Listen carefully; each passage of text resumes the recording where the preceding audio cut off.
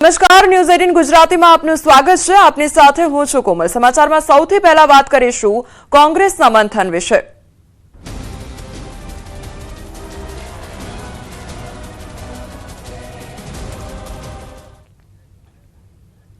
આજથી ગુજરાતમાં કોંગ્રેસનું મહામંથન શરૂ થશે। અમદાવાદમાં કોંગ્રેસની સીડબ્લ્યુસીની બેઠક મળવાની છે, જેમાં ભાગ લેવા માટે રાહુલ અને સોનિયા ગાંધી સહિત કોંગ્રેસના દિગ્ગજો હાજર રહેશે। સરદાર સ્મારક ખાતે સીડબ્લ્યુસીની બેઠક યોજાવાની છે। દેશભરમાંથી 180 થી વધુ કોંગ્રેસ આગેવાનો જોડાશે। કોંગ્રેસ પ્રમુખ વિધાયક દળના નેતા પણ બેઠકમાં જોડાશે। મહત્વનું છે કે ગાંધીજીની કોંગ્રેસના અધ્યક્ષ તરીકેની ચૂંટણીને 100 વર્ષ પૂર્ણ થવા પર કોંગ્રેસ તેમની જન્મભૂમિ ગુજરાતમાં સાબરમતી નદીના કિનારે રાષ્ટ્રીય અધિવેશનનું આયોજન કરી રહી છે। આજે અને આવતીકાલે એમ 2 દિવસ કોંગ્રેસનું અધિવેશન અમદાવાદમાં યોજાશે, જેમાં કોંગ્રેસ અધ્યક્ષ ખડગે, વિપક્ષ નેતા રાહુલ ગાંધી, સોનિયા ગાંધી, પ્રિયંકા ગાંધી પણ મહત્વપૂર્ણ બેઠકો કરશે। 64 વર્ષ બાદ ગુજરાતમાં કોંગ્રેસનું રાષ્ટ્રીય અધિવેશન યોજાઈ રહ્યું છે। અધિવેશનમાં કુલ 2000 થી વધુ નાના મોટા નેતાઓ અમદાવાદ આવી પહોંચ્યા છે। આજે 2 દિવસીય અધિવેશનની શરૂઆત થશે, તો આ અધિવેશનમાં અનેક રાજકીય પ્રસ્તાવ પણ પસાર થશે। કોંગ્રેસના તમામ દિગ્ગજ નેતાઓ આજે સાંજે 5 વાગે ગાંધી આશ્રમ જશે અને કીર્તનમાં સામેલ થશે। તો કોંગ્રેસના અધિવેશનનું આયોજન કરવામાં આવ્યું છે, ત્યારે આ 2 દિવસીય અધિવેશન, ત્યારે આજથી આ કોંગ્રેસના અધિવેશનની શરૂઆત અને આજે અને આવતીકાલે 2 દિવસીય કોંગ્રેસનું અધિવેશનનું આયોજન કરવામાં આવ્યું છે। તેમાં વિવિધ રાજકીય પ્રસ્તાવો પસાર પણ કરવામાં આવશે। આ સાથે વિવિધ બેઠકો પણ કરવામાં આવશે। સીડબ્લ્યુસીની આ બેઠકનું આયોજન, જેમાં રાહુલ ગાંધી, સોનિયા ગાંધી અને પ્રિયંકા ગાંધી પણ હાજર રહેશે। 64 વર્ષ બાદ કોંગ્રેસનું રાષ્ટ્રીય અધિવેશન અમદાવાદ ખાતે મળવા જઈ રહ્યું છે। સાથે જ સીડબ્લ્યુસીની બેઠક પણ અમદાવાદના જે સરદાર સ્મારક છે સાહિબા ખાતે ત્યાં મળવા જઈ રહી છે, અને ખાસ કરીને તમામ કોંગ્રેસના જે વરિષ્ઠ નેતાઓ છે, સીડબ્લ્યુસીના મેમ્બર છે, ઉપસ્થિત રહેવાના છે। અને ફરી વખત ગુજરાત છે તે યજમાન બન્યું છે સીડબ્લ્યુસીની બેઠક અને અધિવેશન માટે। જોડે સિદ્ધાર્થ પટેલ। સિદ્ધાર્થભાઈ, એક ઐતિહાસિક વાત કહેવાય, કારણ કે સરદાર પટેલની પણ 150મી જન્મ જયંતિ, મહાત્મા ગાંધીના પ્રમુખના 100 વર્ષ, સીડબ્લ્યુસીની બેઠક, મહદઅંશે કેવા મુદ્દાઓ અને આનાથી ગુજરાતના કોંગ્રેસ રાજનીતિને કેટલી અસર જોવા મળશે? આ સમય ગુજરાત માટે ઐતિહાસિક પ્રસંગ છે। સરદાર સાહેબની 150મી જન્મજયંતિ અને મહાત્મા ગાંધીને કોંગ્રેસના પ્રમુખ તરીકેનો પદભાર સંભાળ્યાને 100 વર્ષ પૂરા થઈ રહ્યા છે। એ પ્રસંગે કોંગ્રેસ પક્ષે પોતાનું રાષ્ટ્રીય અધિવેશન ગુજરાતમાં આયોજિત કરવાનો નિર્ણય કર્યો। હું માનું છું કે એ સૌના માટે ખૂબ ગૌરવની બાબત છે। 8મી તારીખ આજે અહીંયા સીડબ્લ્યુસીની બેઠક મળી રહી છે, અને બેઠકને પણ સરદાર સાહેબના મેમોરિયલ ખાતે આયોજિત કરવામાં આવી છે। કોંગ્રેસ વર્કિંગ કમિટીની બેઠક માટે ગઈકાલ રાત્રે જ કોંગ્રેસ અધ્યક્ષ આદરણીય ખડગે સાહેબ અહીંયા પધારી ચૂક્યા છે, અને ટૂંક સમયમાં વિપક્ષના નેતા, જનનેતા રાહુલજી, સોનિયાજી, પ્રિયંકાજી સહિત અમારું શીર્ષ નેતૃત્વ ગુજરાતની ધરતી પર પધારી રહ્યું છે। ત્યારે આજે સવારે 11 વાગે સરદાર પટેલ મેમોરિયલ ખાતે કોંગ્રેસ વર્કિંગ કમિટીની બેઠક યોજાશે। ત્યાર પછી સાંજે 6 કલાકે ગાંધી આશ્રમે પ્રાર્થના સભામાં સહભાગી થઈ અને ગાંધીજીના વિચારો પર ચાલવાનો સંકલ્પ ફરી વ્યક્ત કરવામાં આવશે। વર્ષ બાદ ગુજરાતની અંદર મહત્વની બેઠક કોંગ્રેસની મળવા જઈ રહી છે, ત્યારે આપણી સાથે તુષારભાઈ ચૌધરી છે, તેમની સાથે વાત કરીશું। તુષારભાઈ, 64 વર્ષ બાદ આ સંમેલન અહીંયા મળવા જઈ રહ્યું છે, કેવી રીતે જોઈ રહ્યા છો, શું માનો છો, અને કેટલું બુસ્ટઅપ આપનારું જોવામાં આવી રહ્યું છે? કોંગ્રેસ પાર્ટી એ કોઈ સત્તા માટે બનેલી પાર્ટી નથી। આઝાદીની લડત માટે કોંગ્રેસ પાર્ટીનું નિર્માણ થયું હતું, અને એ વખતે જે મહાત્મા ગાંધી હોય કે સરદાર વલ્લભભાઈ પટેલ હોય, જે કોંગ્રેસના નેતાઓ હતા, એમણે આ આઝાદીની લડતનું સમગ્ર દેશને રાહ ચીંધ્યો હતો અને અહિંસાના માર્ગે આ આઝાદી મેળવી હતી। આજે જોગાનું જોગ ગાંધીજી જ્યારે કોંગ્રેસના પ્રમુખ હતા એના 100 વર્ષ પૂરા થવા જઈ રહ્યા છે અને સરદાર વલ્લભભાઈ પટેલ સાહેબની પણ 150મી જન્મ જયંતિનું આ વર્ષ છે, ત્યારે બંને મહાનુભાવો જેમણે આઝાદી માટે મહામૂલ્ય યોગદાન આપ્યું છે એમને સાથે લઈને એમણે કરેલા કાર્યોની સુવાસ પણ ગુજરાતની અને દેશની જનતા સુધી પહોંચે એ આ અધિવેશનમાંથી અમે સિદ્ધ કરવા માંગીએ. તો દેશભરમાંથી જે પણ કોંગ્રેસ નેતાઓ છે તે હવે અમદાવાદમાં તેના ધામા જોવા મળી રહ્યા છે. અમદાવાદની પરિસ્થિતિ જાણવી છે. સંવાદદાતા પ્રણવ અમારી સાથે જોડાઈ ગયા છે.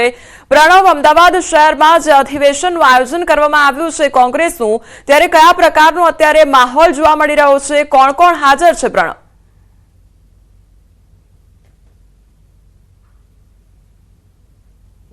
કે આ કોંગ્રેસનું જે અધિવેશન અને સાથે સીડબ્લ્યુસીની બેઠક છે તે અમદાવાદ ખાતે મળવા જઈ રહી છે. તેની અંદર મહદઅંશે 64 વર્ષ બાદ આ કોંગ્રેસનું અધિવેશન છે અમદાવાદના સાબરમતી નદી કિનારે મળવા જઈ રહ્યું છે. ખાસ કરીને સીડબ્લ્યુસીની જે બેઠક છે તે જે શહીદ જે કહી શકાય કે શાહીબાગના સરદાર પટેલ સ્મારક છે ત્યાં મળવા જઈ રહી છે, કારણ કે મહાત્મા ગાંધીના પ્રમુખ બન્યાના કોંગ્રેસના 100 વર્ષ પૂરા થઈ રહ્યા છે. તો સાથે જ જે સરદાર પટેલ છે તેની જન્મજયંતિના 150 વર્ષ પૂરા થયા છે, તેને નિમિત્તે આખો કાર્યક્રમ છે તે ગુજરાતમાં આયોજિત કરવામાં આવી રહ્યો છે.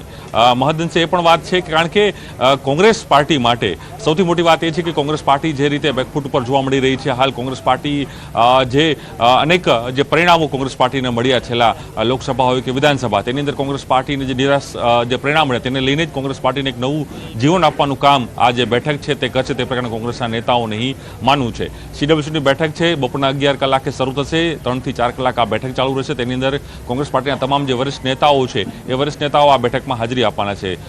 રાહુલ ગાંધી હોય, સોનિયા ગાંધી છે, સાથે જ જે મલ્લિકાર્જુન ખડગે છે, તે તમામ જે સીડબ્લ્યુસીના મેમ્બરો છે, 170 થી પણ વધુ જે સભ્યો છે એ આ બેઠકમાં ઉપસ્થિત રહેશે. અને આ બેઠક છે આ જે શાહીબાગ ખાતે યોજાઈ રહી છે. તો સાથે જ જે સાંજે છે તે સાંજે મહાત્મા ગાંધી આશ્રમ છે, આશ્રમ ખાતે પણ પ્રાર્થના સભા થશે. તે પણ 2 કલાકની આ પ્રાર્થના સભા રહેશે. ત્યારબાદ રિવરફ્રન્ટ ખાતે એક સાંસ્કૃતિક કાર્યક્રમ થશે. આવતીકાલે અધિવેશન છે, અધિવેશન મળશે અને અધિવેશન જે કહી શકાય કે તેની અંદર અનેક જે પ્રસ્તાવો છે કોંગ્રેસ પાર્ટી મંજૂર કરશે. જી પ્રણવ, સમગ્ર માહિતી બદલ આપનો આભાર. તો જે પ્રમાણે અમદાવાદ શહેરમાં કોંગ્રેસની સીડબ્લ્યુસી બેઠકનું આયોજન કરવામાં આવ્યું છે, ત્યારે રાહુલ ગાંધી, સોનિયા ગાંધી પણ હાજર રહેશે.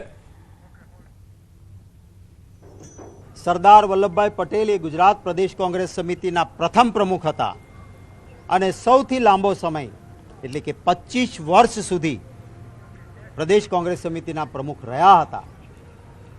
એ સરદાર સાહેબની 150 વર્ષની જન્મ જયંતિ નિમિત્તે વર્ષો પછી કોંગ્રેસનું એઆઈસીસીનું અધિવેશન અહીંયા મળી રહ્યું છે. મને ચોક્કસ વિશ્વાસ છે કે ગુજરાતીઓના આશીર્વાદ મળશે.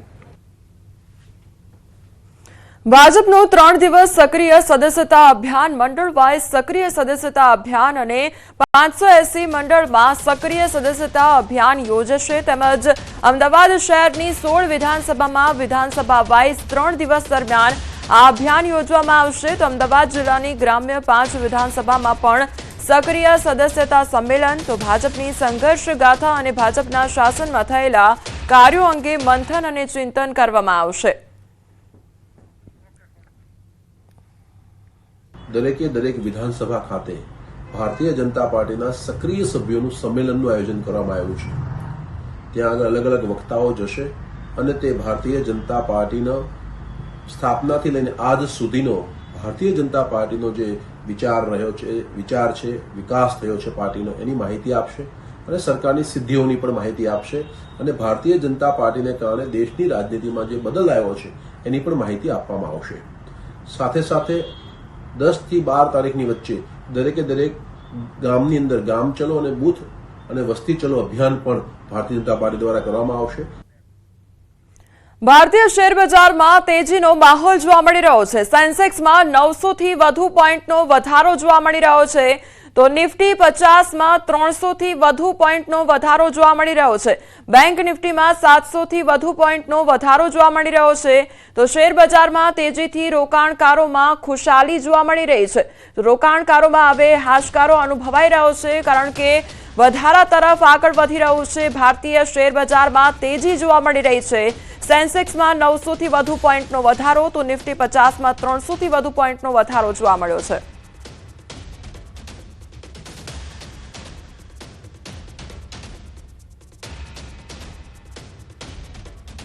અંગ દજાડતી ગરમીથી હજી કોઈ રાહત નહીં. ગરમીને લઈને હવામાન વિભાગ દ્વારા આગાહી કરવામાં આવી છે. તેમજ આગામી 48 કલાક હજુ ગરમીનું જોર રહેશે. આજુ કચ્છમાં ગરમીનું રેડ એલર્ટ જારી કરવામાં આવ્યું છે. બનાસકાંઠા, સાબરકાંઠા તેમજ પાટણમાં ઓરેન્જ એલર્ટ જાહેર કરવામાં આવ્યું છે. રાજકોટ, મોરબી, મહેસાણામાં પણ ઓરેન્જ એલર્ટ જારી કરવામાં આવ્યું છે. સુરત, ભાવનગર અને બોટાદમાં આજે યલો એલર્ટ. રાજ્યના 9 શહેરોમાં તાપમાન 40 ડિગ્રીને પાર પહોંચ્યું છે. તો રાજકોટમાં સૌથી વધુ 44.2 ડિગ્રી તાપમાન નોંધાયું. તો અમરેલીમાં 43.8 ડિગ્રી, ડીસામાં 43.2 ડિગ્રી, જ્યારે ડીસામાં 43.2 અને અમદાવાદમાં 42.9 ડિગ્રી તાપમાન નોંધાયું છે. આ તરફ ભુજ અને ગાંધીનગરમાં પણ 42.9 ડિગ્રી તાપમાન નોંધાયું છે.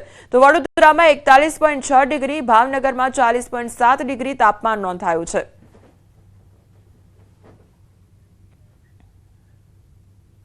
રાજકોટમાં ભર ઉનાળે પાણી કાપ જોવા મળ્યો છે. આજે 5 વોર્ડમાં એક સાથે પાણી કાપ કરવામાં આવ્યો છે. વોર્ડ 8, 10, 11, 12 અને 13ના વિસ્તારોમાં પાણી કાપ મૂકવામાં આવ્યો છે. પ્રી મોન્સૂનની કામગીરીને લઈને મનપા દ્વારા આ મહત્વનો નિર્ણય લેવામાં આવ્યો છે. 1 લાખથી વધુ લોકોને નહીં મળે પીવાનું પાણી અને પાણીનો કાપ મૂકવામાં આવ્યો છે. તો રાજકોટનો આ સમગ્ર મામલો સામે આવ્યો છે કે જ્યાં 5 વોર્ડના વિસ્તારોમાં પાણી કાપ મૂકવામાં આવ્યો છે, જેના કારણે લોકોને હવે પીવાનું પાણી નહીં મળે. 1 લાખથી વધુ લોકોને પીવાનું પાણી નહીં મળે. મનપા દ્વારા પ્રી મોન્સૂનની કામગીરીને લઈને આ મહત્વનો નિર્ણય લેવામાં આવ્યો છે.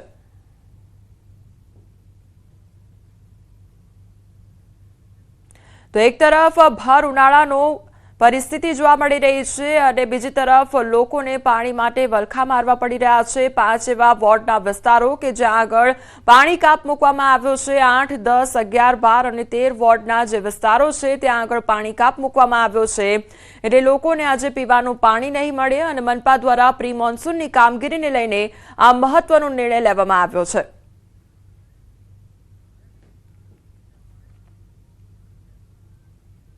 વડોદરામાં ફરી નશેડી કાર ચાલકે 5થી વધુ વાહનોને અડફેટે લીધા છે. અકસ્માતનો લાઈવ વિડીયો પણ સામે આવ્યો છે. કાર ચાલક નશામાં હોવાની આશંકા વ્યક્ત કરવામાં આવી રહી છે. વાહન ચાલકોને સામાન્ય ઈજાઓ પહોંચી છે. તો ખોડિયારનગર 4 રસ્તા પાસે અકસ્માત સર્જાયો હતો. તબીબની કાર લઈને નીકળેલા મિતેશ બારિયાએ અકસ્માત સર્જ્યો હતો. તો વારસિયા પોલીસે ઘટનાસ્થળે પહોંચી કાર્યવાહી હાથ ધરી છે. તો વડોદરાની આ ઘટના સામે આવી છે જ્યાં અકસ્માતની ઘટના સર્જાઈ છે અને વધુ એકવાર આ જે અકસ્માત સર્જાયો છે તેમાં આ જે કાર ચાલક છે તે નશામાં ધૂત હોવાની આશંકા વ્યક્ત કરવામાં આવી રહી છે. તો કાર ચાલક નશામાં હોવાની આશંકા, બીજી તરફ અકસ્માત સર્જવામાં આવ્યો ત્યારે જે વાહન ચાલકો હતા તેમને સામાન્ય ઈજાઓ પહોંચી છે.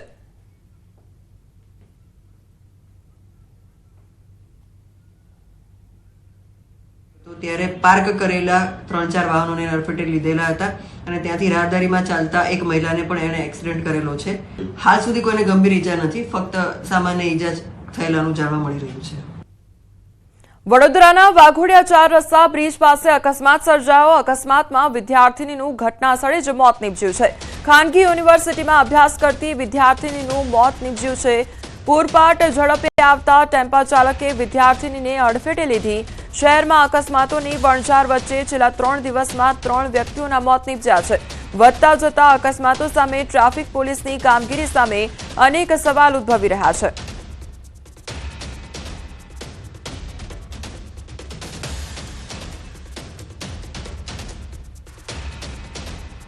વડોદરામાં રક્ષિત ચોરસિયાની ફરી એકવાર ધરપકડ કરવામાં આવી છે. ત્યારે ગાંજાનો નશો કરવા મામલે ટ્રાન્સફર વોરંટથી ધરપકડ કરવામાં આવી છે. બ્લડ સેમ્પલના રિપોર્ટમાં ગાંજાનું સેવન કર્યાનો ખુલાસો થયો અને રક્ષિત ચોરસિયા દ્વારા અકસ્માત સર્જવાનો મામલે તેની ફરી ધરપકડ કરવામાં આવી છે. ગાંજાનો નશો કરવાના પ્રકરણમાં રક્ષિતની ટ્રાન્સફર વોરંટથી ધરપકડ કરવામાં આવી છે. ગાંજાનો નશો કરવા મામલે પોલીસે અલાયદો ગુનો નોંધ્યો હતો. પોલીસ હવે ગાંજાના પેડલરની તપાસ પણ હાથ ધરશે.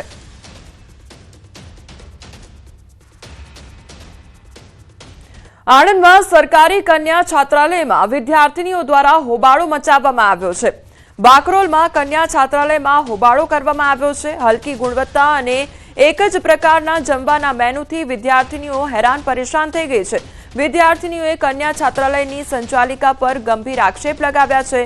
સંચાલિકા એક જ પ્રકારનું અને હલકી ગુણવત્તાનું ભોજન જમાડે છે અનેક વખત રજૂઆત બાદ પણ પરિણામ શૂન્ય જોવા મળ્યું. વિદ્યાનગર પોલીસને જાણ થતાં પોલીસ ઘટનાસ્થળે દોડી આવી હતી.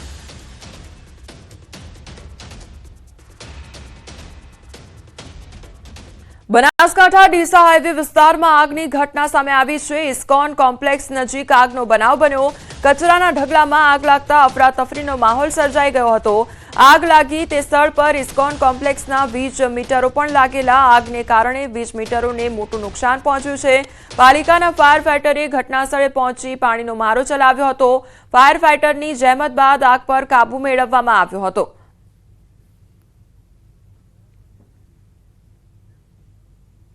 અરવલ્લી શામળાજી નજીકના ડુંગર ઉપર આગ લાગવાની ઘટના બની તો શ્યામલ વન નજીકના ડુંગર પર આગ લાગી હતી અને આગથી ડુંગર પરની વનરાજીને નુકસાન સર્જાયું છે. આગ લાગવાનું કારણ હજી સુધી અકબંધ છે. તો આગથી ડુંગર પરની વનરાજીને ભારે નુકસાન પણ સર્જાયું છે અને ધુમાડાના ગોટે ગોટા ઉપર સુધી જોવા મળ્યા હતા. બીજી તરફ આગ લાગવાનું કારણ હજી સુધી અકબંધ છે. ગોંડલના જૂના માર્કેટ યાર્ડમાં કારમાં આગ લાગવાની ઘટના સામે આવી છે. તો આગ મરચાની ખરીદી કરવા આવેલા વેપારીની કારમાં આગ લાગી હતી. મહેસાણાના વેપારીની ઇકો કારમાં આગ લાગવાની ઘટના બની હતી. મરચાની ખરીદી પૂર્ણ કરીને ઘર માટે કેસર કેરી ખરીદવા આવેલ મહેસાણાના જોટાણા ગામના વેપારીની કારમાં આગ લાગી. કેરી ખરીદવા પાર્ક કરેલ કારમાં ઓચિંતા ભભૂકી ઉઠી હતી આગ. તો કારમાં આગ લાગ્યા બાદ કાર 100 ફૂટ કરતા વધુ રસ્તા ઉપર દોડી હતી. ગોંડલ નગરપાલિકા ફાયર બ્રિગેડે ઘટનાસ્થળે દોડી જઈને આગ પર કાબુ મેળવ્યો હતો.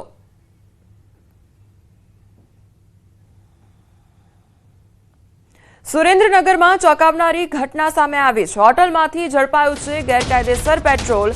11 લાખની કિંમતનું ગેરકાયદેસર પેટ્રોલ ઝડપાયું છે. પાકું બાંધકામ કરેલા 3 ટાંકામાં પેટ્રોલનો સંગ્રહ કરવામાં આવ્યો હતો. 3 ટાંકીમાંથી 11 લાખની કિંમતનું 1710 લીટર પેટ્રોલ જપ્ત કરવામાં આવ્યું છે. ટેન્કર, મોટર તેમજ ડિસ્પેન્સિંગ યુનિટ, 3 ટાંકા સહિત 38.71 લાખનો મુદ્દામાલ જપ્ત કરવામાં આવ્યો છે.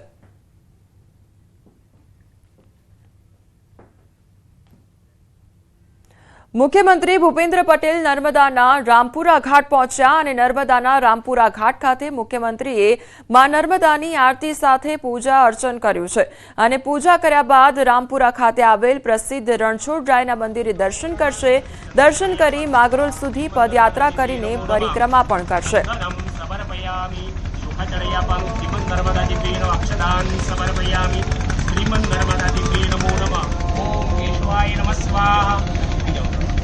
ओम केशवाय नमः स्वाहा। ओम माधवाय